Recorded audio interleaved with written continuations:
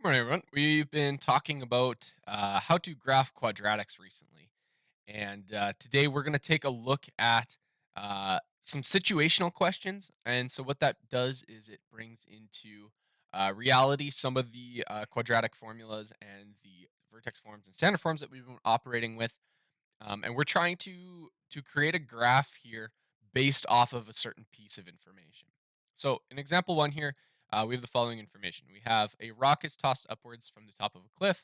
The height of the rock above the ground below is given by the quadratic function h is equal to negative 5t squared plus 20t plus 160, where h is the height of the rock in meters and t is the number of seconds in the air.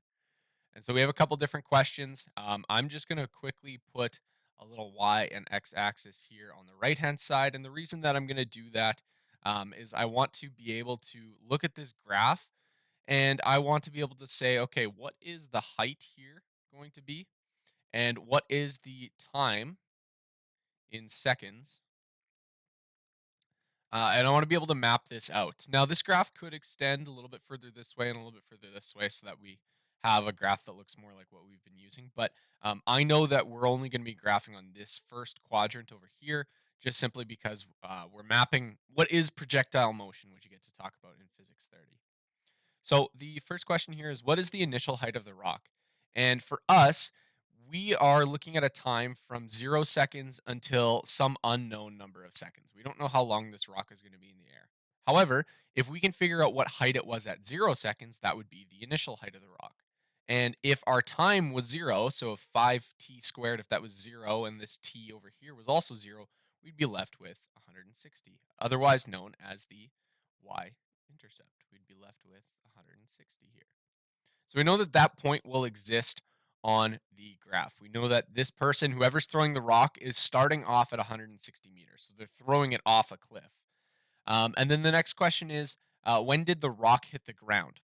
So what we want to do for this particular question is we want to know when the height is equal to zero. So we want zero is equal to, let me just zoom in here. We want zero is equal to, a little bit too zoomed in, negative 5t squared plus 20t plus 160. And what I'm going to do for this particular question is just to make my life a little bit easier, I'm going to divide everything by negative 5. So I'm going to end up with t squared minus 4t minus 160 divided by 5 is 32. 32. And now we're in the stage where we get to factor. We know that one of the brackets has to start with t and the other bracket also has to start with t. And then we need to figure out two numbers that, when multiplied together, multiply to negative 32. And then we also need to figure out what this negative sign here will be. And so negative 32, I want them to add up to negative 4 at the end of that. So a couple of numbers. We have 32 and 2 we could do. We have, excuse me, that should be 32 and 1. We have 32 and 1. Those multiply together. We have 16 and 8. We have 8 and 4 that we could use. And this should be 16 and 2. 8 and 4 that we could use. I think that's it. So I would want to choose then this 8 and 4 option because I know that if I have a negative 8, so if I have t minus 8 and I have t plus 4, 8 times 4 will give me the 32, and then negative 8 plus a positive 4 will give me the um, answer of negative 4t here. And so then to make this statement true, of 0 is equal to these two brackets, t can either be 8 or t can be negative 4.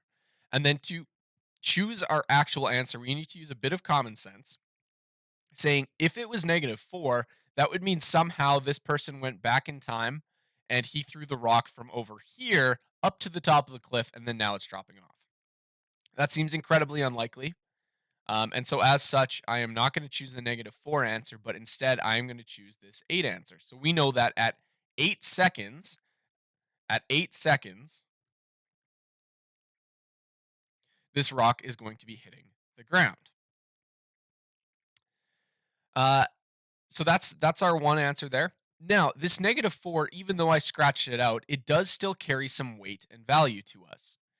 And the weight and value that it contains for us is we can use these two values to find the vertex. What these both serve as is because we set y, or the height, equal to 0, those are both of the x-intercepts. If I know both of the x-intercepts, I can take this formula, x1 plus x2 divided by 2, and what I could find is I could find the axis of symmetry.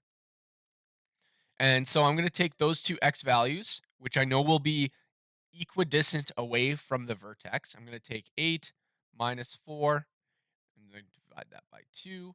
And then we will have an answer here of 4 over 2, which is just equal to 2 seconds, is the x value for the axis of symmetry. So at 2 seconds, so at 1, 2, this person didn't throw this very high, obviously.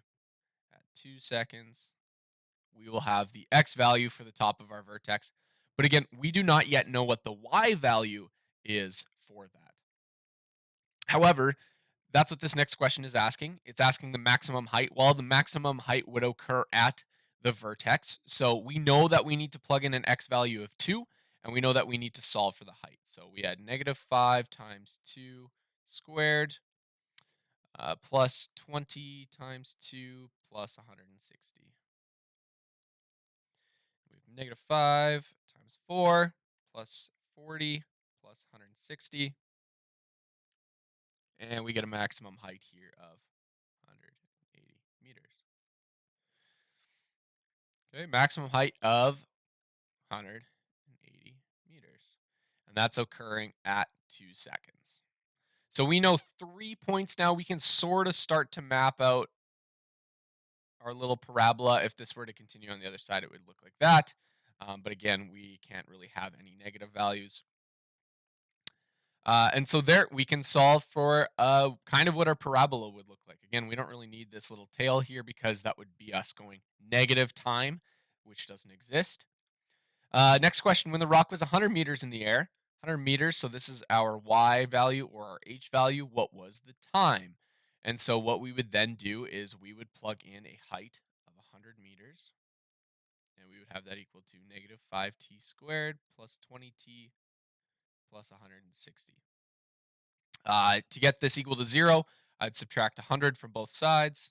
Subtract 100 from both sides. We have 0 is equal to -5t squared plus 20t plus 60. Again, I would divide this whole side by -5, and I would divide this whole side by -5, and I get 0 is equal to t squared minus 4t minus 12. And then I would need to factor that, so I'll bring that just up here.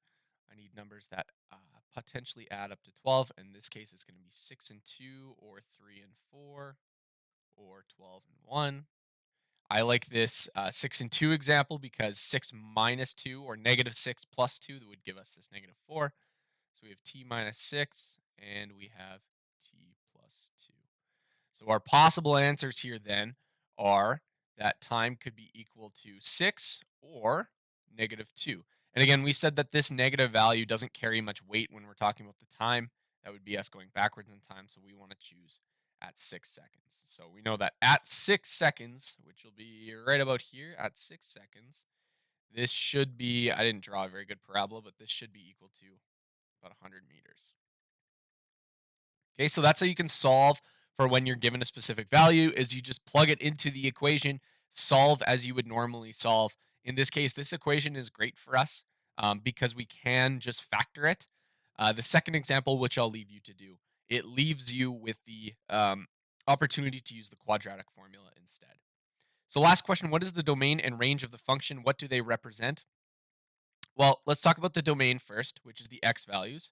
We know that the domain is always xer, and specifically in this case, it can be any time. It can be any fraction of time. The only constraints are that we said is that we said x cannot be smaller than 0. So x cannot be smaller than 0. And actually, I can use the time value instead here so that we're staying consistent. So ter and then 0 is the absolute smallest, so it's greater than or equal to 0. And we said that it would land at 8 seconds. So less than or equal to 8. And that statement there says that t must be between 0 and 8. It can be 0 and it can be 8, but it must be between those two. And so what that represents is this represents the time in the air for the rock. Okay, and then the range. Range was the h value, the height. We have any real numbers, the height can be, but we know that the height must be the lowest it'll ever go is the ground, which is 0, so it's less than or equal to. And then we said that the peak, the absolute height of this throw was 180 meters, so we know that it must be between 0 and 180 meters. Strategy you might find useful is to always have these uh, alligator teeth, the greater than and less than symbols, always face the same direction. So I always put the smallest number or the smallest possible value on the left.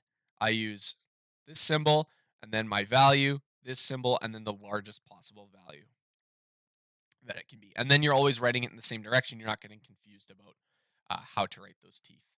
But that is our example for today. Hopefully you enjoyed. Let me know if you have any questions down below.